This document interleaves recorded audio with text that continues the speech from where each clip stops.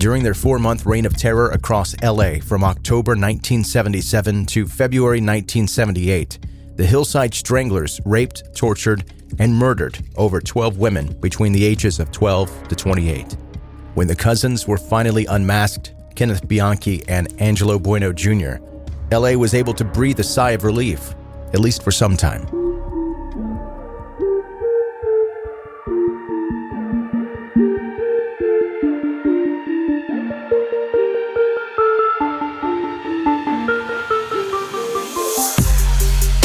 Welcome to 10-Minute Murder, brief and bingeable true crime. I'm Joe, I'm the host, and thank you for joining today. And today, the episode will not be brief. Well, not as brief as normal. I get a pretty overwhelming number of messages asking for deeper dives into some of the larger, more notable stories. So that's what you've stumbled into today. I will not be in a rush to tell this story, and there is going to be a lot to cover. I'm not going to drag it out, but you'll notice that it's a little bit different than the normal 10-minute murder episodes. And trigger warning, the story today is very disturbing and violent. I don't imagine you'd be shocked that a podcast with murder in the name of it is unsettling, but just so I can say that I said it, heads up. Before we get to it, subscribe to 10-Minute Murder where you are listening right now. Also, if you listen in other places, subscribe there too so that you don't miss any future episodes of 10-Minute Murder. Another way to be sure that you aren't missing out on anything, you can connect with me on social media. I let you know on social media exactly when new episodes are available, and I also post the visuals that go along with the episodes that you're hearing about. And for those of you asking about 10-Minute Murder shirts and stickers, things like that, there's a link for that in the episode notes, as well as links for where you can connect with 10-Minute Murder on social media. Now, let's get to today's story.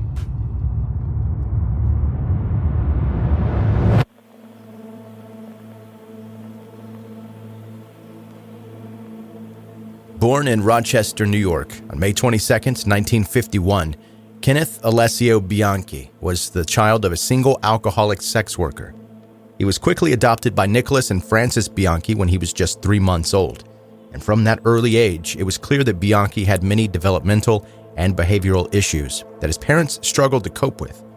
His mom would describe him as being a pathological liar with a short fuse and a bad temper. At age 5, he was diagnosed with having absence seizures, in which he would stare blankly into space and be unable to remember the last minute of events when he eventually came to. His mother also had him wear sanitary towels after multiple instances where he would wet himself.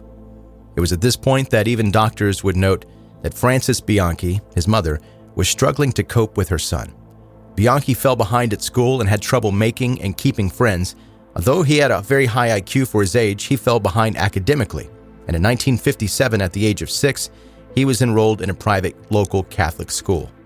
During his time in private education, he continued to struggle both personally and academically, and moved schools twice after proclaiming that his teachers made him too nervous to learn. At age 12, an incident was reported where he sexually assaulted a 6-year-old girl by pulling her pants down. There was no explanation offered for this by Bianchi. In 1965, when Kenneth Bianchi was just 13 years old, his adoptive father, Nicholas Bianchi, passed away from pneumonia. Bianchi was noted at the time to have exhibited no emotion over the death of his father, not even crying at his funeral. With his father dead, the household was on a single income, and they couldn't afford the private education they once had previously enjoyed. So Kenneth was sent back into the public school system and enrolled at Gates Chili High School in 1966. During his time in public high school, he continued to struggle academically and focused a lot of his efforts on dating. But whether it be a result of his strict Catholic schooling beforehand or knowing the truth of his birth, for a long time, the women in his school could not live up to the standards of purity. He expected every woman he met to be a virgin, while he didn't have to live up to the same standards himself. In 1969, Bianchi graduated from high school and proposed to his high school sweetheart, Brenda Beck. The pair married in 1971, but that union did not last long. Bianchi cheated on Brenda multiple times, and after a string of affairs, the marriage was annulled just 8 months later. At this time, Bianchi had been studying at Monroe Community College in hopes of one day becoming a police officer. After one semester, he dropped out, unable to keep up with the workload, and started taking a range of low-paid jobs just to get by. He was frequently fired after being caught stealing, with one instance where he worked at a jewelry store as a security guard. He was taking jewelry and giving them to one of his many girlfriends. Many people that knew Kenneth at this time described him as having the personality of a used car salesman. And by the way, no offense if you sell used cars or someone you love sells used cars, but you have to know that there is a stereotype that they're talking about. If that's not how you conduct yourself, then awesome. You're one of the very few good ones. If you are slimy and will literally say anything to get what you want, then please take full offense. The used car salesman vibe is what his friends and family say that he had. In 1975, at the age of 26, Bianchi moved to LA, living with his cousin, Angelo Buono. Angelo Buono was 17 years Bianchi's senior and was also born and raised in Rochester by Italian immigrants who divorced when he was very young. At 5 years old, Buono, his mother, and sister moved to Glendale, California. It was there that Buono's behavior seemed to spiral. It was said that Angelo idolized Carol Chessman, who was known as the Red Light Bandit, a convicted robber, kidnapper, and notorious rapist who terrorized LA in 1948 before he was caught and sentenced to death. That was who he chose to idolize. By the time Buono left high school, he had already had a long rap sheet for various crimes. In 1955, Buono married 17-year-old Geraldine Vinyl. But even shorter than Bianchi's marriage, Geraldine and Angelo went their separate ways just a week later. But it wasn't a completely clean break, because in that short time, Geraldine had become pregnant. Angelo went on to have 6 children altogether, with Mary Castillo bearing 5 children to Angelo after the pair married in 1957. The marriage ended in 1964 with Mary seeking a divorce from Buono because of his violent tendencies. And Mary had attempted to reconcile with her husband during the divorce proceedings, but when Buono handcuffed and threatened her and her children at gunpoint, there was no going back. In 1965, Buono married again, this time to 25-year-old single mother Nanette Capino. And during this marriage, he had a string of arrests for failure to pay child support maintenance as well as being convicted for stealing cars, but only received a year's suspended sentence due to needing to provide for his large family. Once again, Buono found himself in divorce proceedings after allegations of rape against him from Nanette, from her 14-year-old daughter. By 1975, Buono was working as a car upholsterer when Bianchi came to LA in search of a fresh start. The cousins sought out various ways to make money, with Bianchi at one point even buying a fake psychologist credential and setting himself up as a counselor. But after a string of failed endeavors, the pair devised a scheme where they would recruit women, typically runaways, to pimp out as sex workers, with Buono and Bianchi pocketing most of the profit. Their pimping business had limited success. They had initially managed to convince 2 runaways, Sabra Hannon and Becky Spears, to work with them as sex workers. The cousins kept the young girls living in constant fear. They were raped, beaten, and tortured by the pair for non-compliance. Becky was able to escape and leave the city with Sabra, running away shortly after.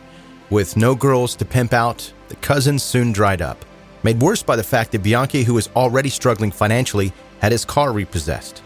Desperate for the income, the pair approached a well-known sex worker named Deborah Noble, who, with her friend Yolanda Washington, provided Bianchi and Buono with a list of their regulars. The pair quickly realized that they had been scammed with a fake list and sought out revenge against Deborah and Yolanda. Yolanda, who was just 20 years old at the time, had told the cousins previously that she regularly works on Sunset Boulevard. Knowing exactly where to find the young girl, Buono and Bianchi tracked her down, and their brutal rampage begins. On the 17th of August, 1977, Yolanda was seen being escorted away by 2 men pretending to be police officers. The next day, her naked body was discovered, posed in what could only be described by investigators as intentionally grotesque on the slopes of the entrance of Forest Lawn Cemetery. Yolanda had been raped, beaten, and strangled with a piece of fabric. For their second victim, they had set their sights on Deborah Noble, but were unable to track her down. The cousins had a thirst for vengeance, but being unable to find Deborah, they looked for someone to take Deborah's place.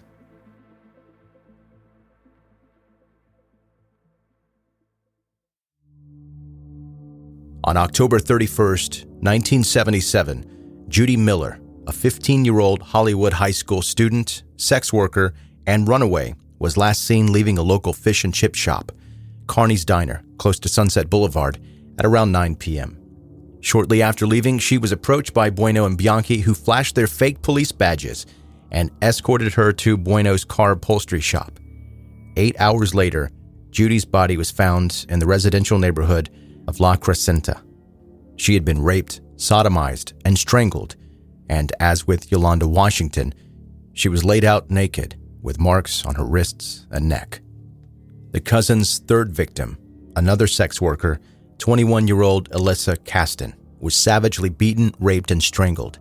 Her naked body was found on a highway embankment near the Chevy Chase Country Club in Glendale.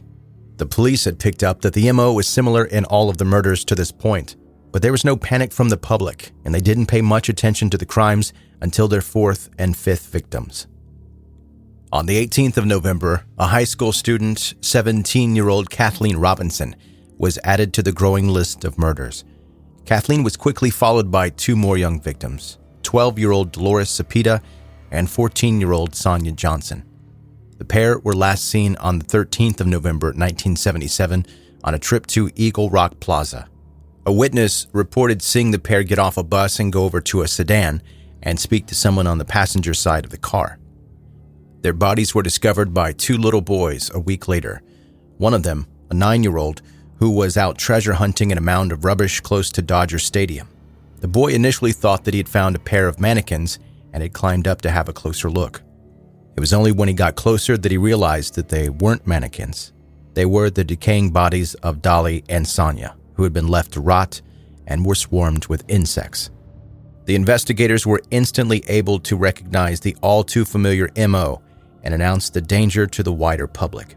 The media began to run wild with the story of an uncaptured serial killer living in the shadows of downtown LA. Sensationalizing the brutal crimes and not realizing there were two people to blame, they dubbed the mystery man the Hillside Strangler.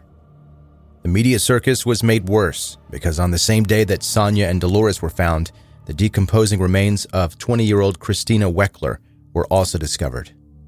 Christina's body was presented with slightly different injuries in comparison to the Hillside Stranglers' usual victims. Alongside the usual signs of rape and ligatures, detectives noticed two puncture marks on her arm, which they later discovered Windex had been injected. Christina had lived in the same apartment complex as Bianchi, and he was interviewed during their initial investigations alongside other residents of the building. Bianchi was able to provide an alibi which the investigators deemed solid enough to not follow up, and Bianchi was free to go. It was at this time that the investigation turned a corner. Where they had previously believed that the Hillside Strangler was acting alone, they alerted the public that they now think two people were committing the brutal homicides. Bodies were turning up all over the city at this point. Detectives were aware that the women were being murdered elsewhere before being dumped, but they were no closer to any leads. It was Thanksgiving when the body of Jane King was found, a 28-year-old aspiring actress. Jane's remains had been dumped close to the Los Feliz off-ramp of the Golden State Highway. Due to the level of decomposition, it was unable to be established whether Jane had been sexually assaulted, but she had the usual ligatures associated with the murder by the Hillside Stranglers. Like Christina and the puncture marks, Jane also had an injury not typical of the killer's MO. Her hands and palms had been burnt. Investigators questioned if this was the start of the serial killers ramping up their crimes. They had already switched from sex workers to any woman they could get their hands on. What was to say they were not now experimenting with new methods of torture? Just 6 days after Jane's body was found, detectives were alerted to the body of 18-year-old Lauren Wagner on the 29th of November 1977 in the hills close to Mount Washington. Lauren was a college business student and was living with her parents at the time of her death. Her parents had raised the alarm when Lauren failed to return home the night before, and they discovered her car parked with the driver's door open. Lauren's father spoke to Beulah, one of the neighbors, who told him that she had seen Lauren outside of her home at around 9 p.m. She went on to tell him how two Latino-looking men had pulled up their car beside her. One of the men got out and dragged Lauren out of her car into the back of his. But terrifyingly, Beulah said that she heard Lauren screaming as she was being forced into the car, quote, "You won't get away with this." And Lauren's father asked Beulah the question that we're all thinking right now. Why didn't you report this immediately to the police? She said that she was too afraid by what she had seen to report it. Confirming the police theory that the killers were looking to change their MO, Lauren had been severely tortured before being burnt alive. Buono and Bianchi murdered 2 more women before the killing stopped abruptly in February 1978. The body of 22-year-old sex worker Kimberly Martin was found on the 9th of December 1977, and 23-year-old Cindy Lee Hudspeth on February 20th, 1978. Cindy had been found in the trunk of her own car at the bottom of a cliff. Police noted that Cindy and Christina had lived in the same apartment building, but for some unknown reason did not pursue this lead. Kenneth Bianchi at this time was in the process of applying for a job within the LAPD and even attended a ride-along with the police to look for the Hillside Stranglers. After no additional bodies had turned up after the discovery of Cindy and no new leads, the team investigating the Hillside Stranglers was disbanded, and for now, the case went cold. When he first arrived in LA at a New Year's party, Kenneth Bianchi had met his girlfriend Kelly K. Boyd. The pair were on and off throughout the cousins' reign of terror across the city. The relationship was tumultuous, with Kenneth never stepping up to be the man that she wanted him to be. He proposed twice to Kelly and was rejected both times. In 1977, Kelly announced that she was pregnant with Bianchi's child. The pair lived together for some time in LA before Kelly announced her intentions to move to Washington to be closer to her parents. Bianchi was initially not included in these plans, but after months of back and forth, finally he joined Kelly and their newborn son in Washington in May of 1978. Obviously, Kelly was unaware, but at this time the tensions between the 2 murderous cousins had reached a crescendo. Buono had found out that Bianchi had spent time with the police, that ride-along looking for themselves, and he threatened to kill his cousin unless he left the state. So with that, Bianchi moved to Washington and found work quickly as a security guard. By all accounts, he was trying to settle into the normality of family life, putting the murders behind him and moving on without his cousin.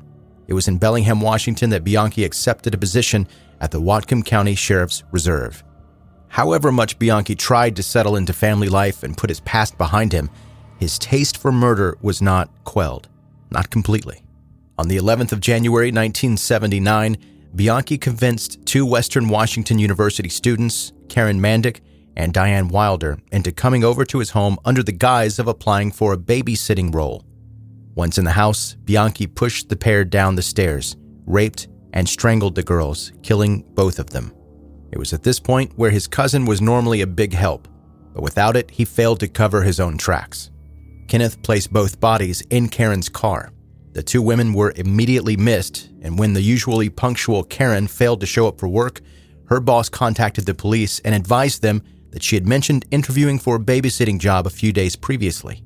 While the investigators were working hard to try to track down who had hired the girls, a woman who had heard of their disappearance in the news contacted police and told them a car similar to Karen's had been abandoned in the woods near her home. The car was, of course, identified as Karen Mandick's, and the pair were found dead inside the vehicle. Also inside the car was a note that one of the girls had written detailing her plans to meet with Bianchi. Kenneth Bianchi was arrested on suspicion of the murder, and although he presented an image of your stereotypical family man, a loving husband who was kind and articulate with the police, it didn't sway their assertions that Bianchi had killed the girls. While the scene where the car was dumped was searched, investigators found Bianchi's driver's license. They also conducted a forensic analysis of the car and searched his home and found indisputable evidence linking him to the crime. It was at this point that the Washington police made the link between the similarities between the deaths of Karen and Diane to those killed by the Hillside Stranglers. When presented with this and the evidence that already loosely tied Bianchi to the serial killings, he tried to claim insanity. Bianchi denied knowing anything about the crimes and pretended to have dissociative identity disorder, which is also known as multiple personality disorder. But when police searched Bianchi's home, they found the books on the disorder and even literature on how to fake multiple personalities. Bianchi was confronted with this evidence and that he was faking the disorder. He quickly cracked, confessing to the 2 Washington murders and the Hillside murders, but not before giving up his cousin as well. Bianchi was offered a plea deal. If he pled guilty to the Washington murders and some of the Hillside murders, and also testified against his cousin, he would avoid the death penalty and instead face life in prison. Bianchi told investigators how he and Buono would pretend to be police in order to lure their victims away. He detailed each and every crime, describing both his and his cousin's actions and involvement in each. Angelo Buono was arrested by the LAPD on October 22, 1979, for the 10 murders during his reign of terror as one of the Hillside Stranglers. From this point, Bianchi was as unhelpful as he could possibly be without reneging on his plea deal. He began changing his story to minimize his cousin's involvement and overall was uncooperative with the police when they tried to obtain further statements or evidence before the trial. And for the twist that no one saw coming, Kenneth Bianchi had entered into a new relationship with a woman named Veronica Compton, who was in the midst of writing a play titled The Mutilated Cutter, which centered around a fictional serial killer, a female serial killer. She got into contact with Bianchi initially in the hopes of understanding the mind of a serial killer from his point of view. And during their discussions, Bianchi managed to convince Veronica to commit a copycat murder in LA to look like the police had got it wrong, that maybe the Hillside Strangler was still at large. Bianchi smuggled semen into a rubber glove for Veronica to plant at the scene, knowing it would tie the previous murders to the copycat one. Veronica agreed and lured a woman to a motel room in LA. When the woman arrived, Veronica attempted to strangle her, but the woman escaped and Veronica fled. She then sent a letter and a tape to the authorities telling them of the recent strangling attempt and how it followed the same MO as the Hillside Strangler. Even though it failed, she repeatedly told them that this proved that they had gotten it wrong. Kenneth Bianchi was innocent. Police saw straight through this and were quickly able to link Veronica to the crime. She was arrested and sentenced to 23 years in prison. Not ready to give up on her wild fascination with serial killers, Veronica Compton would later begin a relationship with Douglas Clark, who was one half of the Sunset Strip killers. Kenneth Bianchi pled guilty to the 2 Washington murders and 5 of the Hillside Strangler murders. Even though he had done all he could do to sway the trial, he was sentenced to serve 6 life sentences instead of the death penalty due to his plea agreement. The jury also decided against the death penalty for Angelo Buono and his crimes. Instead, he received life without parole. The presiding judge, Ronald George, cursed the rules that kept him from sentencing both to death, saying, quote, Angelo Buono and Kenneth Bianchi slowly squeezed out of their victims their last breath of air and their promise for a future life. All for what? The momentary sadistic thrill of enjoying a brief, perverted sexual satisfaction and the venting of their hatred for women. If there ever was a case where the death penalty is appropriate, this is the case. In September 2002, Angelo Buono died of a heart attack while serving his time in California. Today, Kenneth Bianchi is 70 years old and is imprisoned in the Washington State Penitentiary in Walla Walla. He was rejected for parole in August 2018, and his next bid for freedom is in 2025. If there's one thing we can agree on, it's that this monster deserves to die behind bars.